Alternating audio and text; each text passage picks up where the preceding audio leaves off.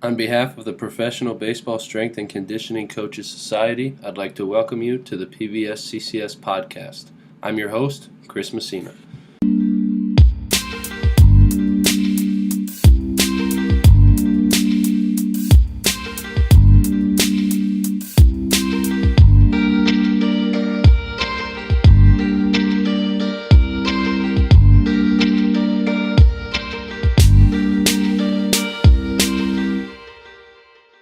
All right, everybody, I'm here with Gregory Bourn of the Miami Marlins organization. Greg, thanks for coming on, man. Appreciate your time. Tell the listeners about yourself, if you would, please. Well, Chris, thank you first and foremost for having me on your podcast, man. It means a lot. A little bit about me. My name is Gregory Bourn, like you said, Chris. I'm from Pearland, Texas. I did my undergraduate work at Miami University in Oxford, Ohio, the Redhawks. My first time getting into strength conditioning would have been back in 2013 in the summer. I worked out of a little sports performance place called 0 to 60 Sports Performance, where we had people of all ages coming in. We had little elementary school kids that we would work with on up to professional athletes. There were a couple professional guys that came through and got some work in. At the end of that internship, just talking with my mentor that was there, he recommended me to go and reach out to the strength and conditioning staff at the university that I was attending. So when I got back to school, I sent an email to the head guy, and I get an email back saying they wanted me to come in for an interview. So I put on my suit and tie, walked on over to the strength and conditioning facility, and had a sit down with the strength staff. Everything went well. They offered me an opportunity to work with the strength staff. Still keep in contact with all those people, to this day. After Summer 2014, actually. We were just getting ready to break for the summer. I decided that I would send my resume and references out to a couple of professional teams. The Houston Astros was a big one that I that I was interested in, just because it was in my hometown and it wasn't too far from where I live. So I went to the Astros website looking for emails, and I ended up finding the head guys at the time's email.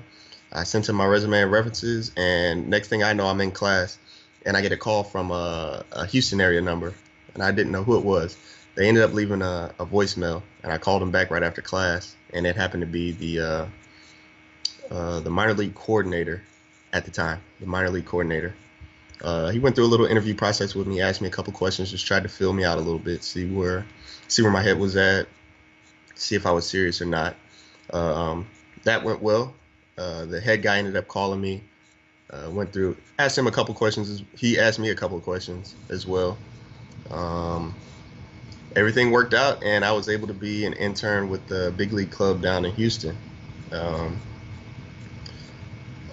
After that completed, that was only for a couple months, just for the summer. I had one more semester that I had to finish up. I went back to school, continued on with the Miami strength staff, and the graduation was starting to roll around, and I was just going to my usual strength and conditioning websites. The PBSCCS website was a big one. I knew I wanted to be into baseball.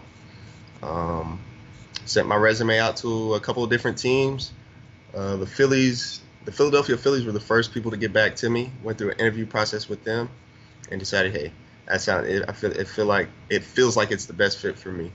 So I joined the Phillies in a seasonal capacity. Joined the Phillies with their short season team. So I went through regular spring training and then extended spring training as well. That was an experience. Learned a lot from the people that I was around. It was my actual first time not being an intern and being responsible for players and implementing a program. Seasonal capacity. After the end of the season, went back to the PBSCCS website and sent my resume and references off to a couple other teams. The Red Sox got back to me initially, and they said, I guess that somebody may have filled a position, or they were doing some kind of moving around.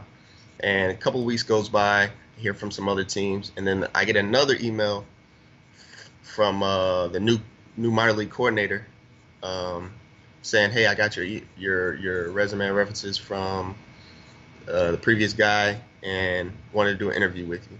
So we set up an interview time, went through that. Everything worked out. Ended up being able to join the staff with the Red Sox, and went through 2 seasons with them. 2016 and 17. I worked with the High A Salem team in Salem, Virginia. Went from 2016 to 17. At the end of that season, I did a little internship with the University of North Texas down in Denton, Texas. It was a football-only internship, working primarily with football. And if I wanted to go out and work with some other teams, I was able to do that as well. I learned a lot from those guys there. Keep in contact with those guys. I've kept in contact with everybody that I've been with in the past. And ultimately, at the end of that little internship, I got a call from the head strength guy from the Houston Astros. He was telling me about, "Hey, I got this full-time opportunity for you." Somebody reached out to me, said, "Hey, give me your resume. Do you know anybody?" So I sent him my resume and references, and that is how I ended up with the Miami Marlins. He had a connection with the coordinator now for the Miami Marlins. So you've been all over, quite a journey into the current role with the Marlins. And so tell me some of the difficulties that you've experienced joining new organizations throughout, and even now just going from the seasonal roles to the full-time role with the Marlins. Just what kind of difficulties you've experienced along the way. I guess one of the biggest things is going into a new organization and learning the system. Every organization that I've been a part of has a little bit different system, just the way that they carry things out, whether it's doing an FMS test for all the players, or just like the physicals, the physical testing that we do, during spring training. As far as like implementing the program, every team has had their own different templates. That's one of the biggest challenges. Another thing that's a challenge is just creating buy-in within guys. These guys have never met you before, they've never seen you before, and then just coming into a new environment where they may have been there for 3, 4, 5, 6 years being in the same system. And then you're the new guy. Just getting their confidence from the player. And then the last thing that isn't that big, well, it's an important part, but is learning names throughout the system. All the players, the staff, coordinators, all of that. All that stuff is important. You learn their name, and then that can help create buy-in. If you're going around and you don't know anybody's name, it's not a good look. It's bad for the brand. Just drop the classic, "Hey man, what's going on?" Yeah, or make the eye contact with them. I hear you, man. No, I understand completely. My first year here with the Red Sox, I had to go through all the same stuff, man. I had seen some different things elsewhere, and coming in and learning the system and building buy-in with the players, and just getting to know names where you got 200 plus players, staff, front office, and you're just trying to learn everybody's name, and it's definitely not easy. So it seems like you've had to do that more than once too along your journey. Yeah, I mean, everything it comes over time. It comes over time as long as you work at it and make an effort. Yeah, for sure. So what do you believe in within strength and conditioning that others think you are crazy for believing? I would say, like, the setting of the weight room can affect how a player lives. That goes with, if you have a dirty weight room, guys aren't going to want to go in there. Or if they do go in there, they'll go in there, get what they need, and get out. They'll be in a hurry to get out. So I feel like having a clean weight room, music, the type of music that you have on can affect, I guess, what kind of players that you have in there, especially being in baseball. In baseball, you have a lot of different cultures. You throw Latin music on, you'll attract a lot of Latin players. If you throw the American music on, whether it's rap, country, rock, 80s rock, or whatever, you'll attract a certain type of player that come in there. And then visual, another thing is like visual, as in like the TV. I remember back at Miami University, the head guy, whenever the football guys would come in, they had a couple of TVs around the weight room, and he had this video that he would play. And on that video, he would have everything from strongman videos of like John Paul Sigmarsson pulling airplanes or pulling like 18 wheelers, and Ronnie Coleman flexing, just flexing on stage, doing his bodybuilding thing. And I feel like that it was like a reminder for the guys whenever they looked up at the TV to get after it, want to get as big as those guys were. I feel like having the music cranked up is huge. You can't have soft music playing and it's low. I feel like that I guess kind of affects workout, because guys like to be pumped up whenever they're getting after it.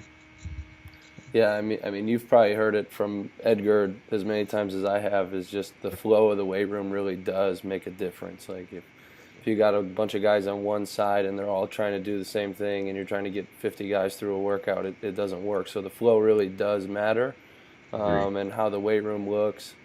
We just got a whole bunch of new stuff down in Fort Myers, and the guys are like, it looks like a weight room now. Like we are excited to get after it. So it's something that you probably don't think about as much as we should, but it's definitely valuable for getting guys in and wanting to do their work and buying into what you're trying to do.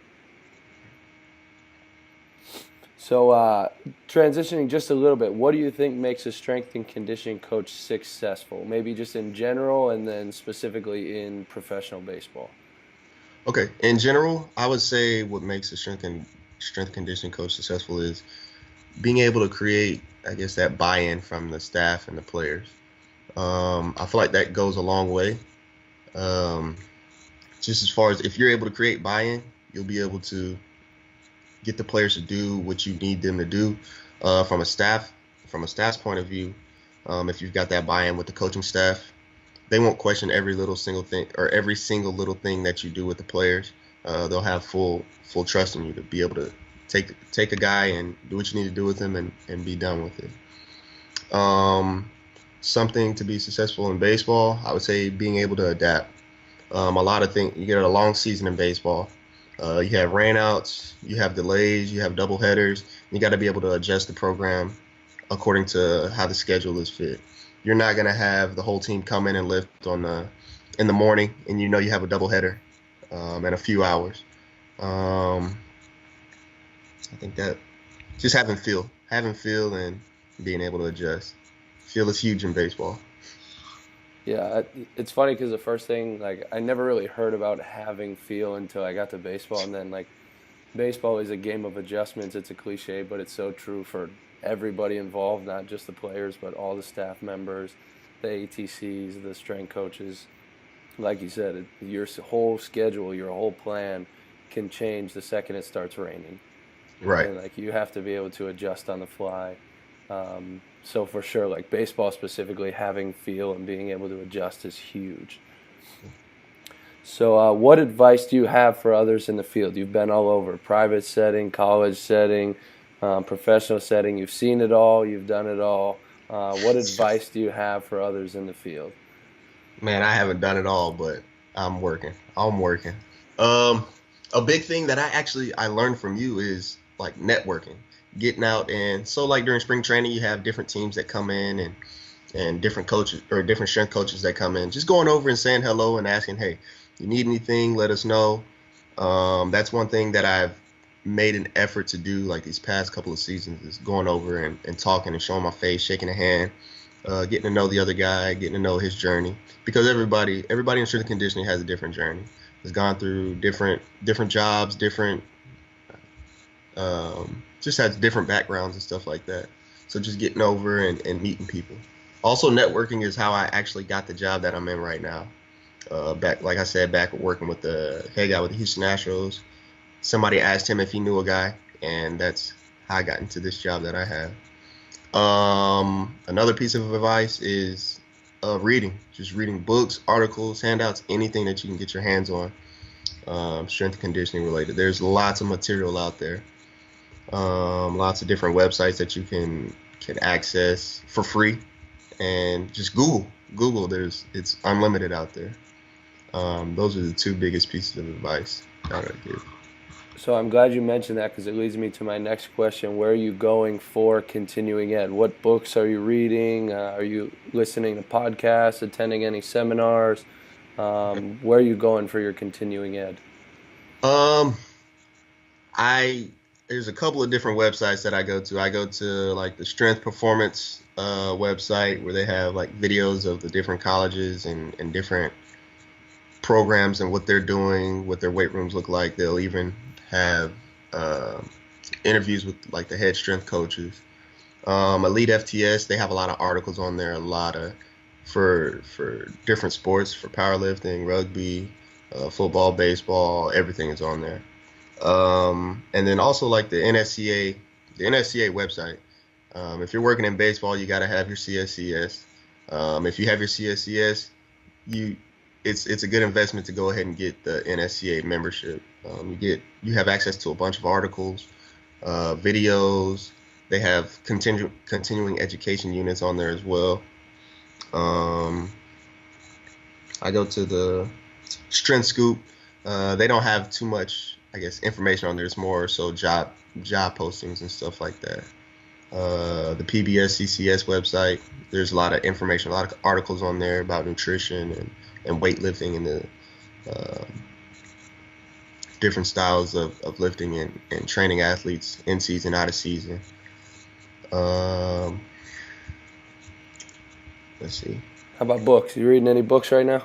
Books? Yeah, man. So, one of the I think one of the most influential books that I've read that's helped boost my career is the CEO Strength Coach by Ron McKeefery. I read through that book and I just heard his journey and how he became a strength coach. And one of the parts in there that I focused in on was like the resume part.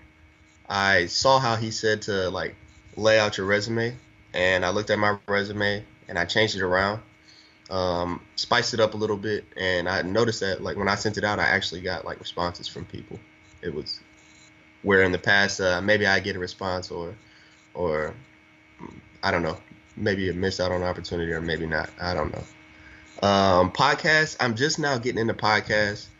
Um, I've been listening to the PBSCCS podcast, but I've also been looking at like some health psychology type stuff, body language podcasts. That's something that interests me outside of work. Um, that's it. Now, it's funny when you read, man, even if it is a strength and conditioning book, like it doesn't necessarily have to be strength and conditioning, like X's and O's of the weight room that can help your career. Right. So it's funny that you mentioned that with McKeefery's book and resumes and whatnot. And podcasts are cool because you can just listen to whatever you want. It doesn't have to be strength coaches all the time. There are other ways. Like you said, we have to have feel and make adjustments. So sometimes like the X's and O's don't apply as much. And listening to those other things, like body language and leadership skills and all of that actually help us connect with our players more. So, cool, man. Cool. So, if you got time, I'd like to do a lightning round. I know you got a game going on today, and you probably got to get running. But if you got time, let's do a lightning round. Let's do it, man. Let's do it. All right, man. First question: who is your biggest influence in the field of strength and conditioning? Okay. My biggest influence and mentor. I have a couple of them, man. I have a couple. Feel free to name Um, them all. okay. I would say my top guy is a guy named Adam Thackeray. He was one of the assistant strength coaches at Miami University. He took me under his wing. He allowed me to work with the sports that he covered. He fed me lots of articles and stuff about strength and conditioning. Another guy, Jacob Biting, he was the head guy with the Houston Astros. I constantly stayed in contact with him. Any questions that I had, I could go to him, just from like a baseball standpoint and just life and anything I can go to him. I can go on, but let's keep on going. Lightning round. Okay, all right. Short and sweet. That's good. Second one piece of equipment to train with. What would it be? Um, Man, this is a hard question. I would say, maybe a weight vest. I don't know. Weight Weight vest? vest, and you can being able to adjust the different weights. Very Okay. blessed. Biggest accomplishment professionally and or personally? Okay. Biggest accomplishment personally is being married, getting married to uh, the girl that I met in college. I had been with her for 6 years and we finally tied the knot. So that's something that's important to me. Congrats on that one. And she might be standing right in the background just hearing that. No, I'm just kidding. Just kidding. And any career other than strength and conditioning, what would you choose? Um, a career outside of strength conditioning. I would say like an FBI profiler. Really? It sounds like something that's pretty interesting. Like I said, I like to read like the health psychology books and like body language and all that type of stuff. So Okay. All right, man. Well, it's been fun. I appreciate you sharing your journey with us and some good advice and all of that. If the listeners want to get in touch with you and learn more from you and network with you, where can they get in contact with you? my personal email is Gregory Bourn Bourn at yahoo.com. Instagram is Coach GTB. Perfect. All right, man. Well, I appreciate you coming on, spending some time with me this morning, and we'll talk to you soon. Thanks for having me. All right, everybody, that concludes this episode with Greg. I hope you enjoyed this one. Greg is a good friend of mine, and every time we talk, we always have good laughs and share good information with each other. 3 things that I took from Greg: don't be afraid to reach out, keep in contact with everybody, and your environment that you create in the weight room does make a difference. With that being said, I hope you enjoyed this episode, and we'll talk to you again on the next one.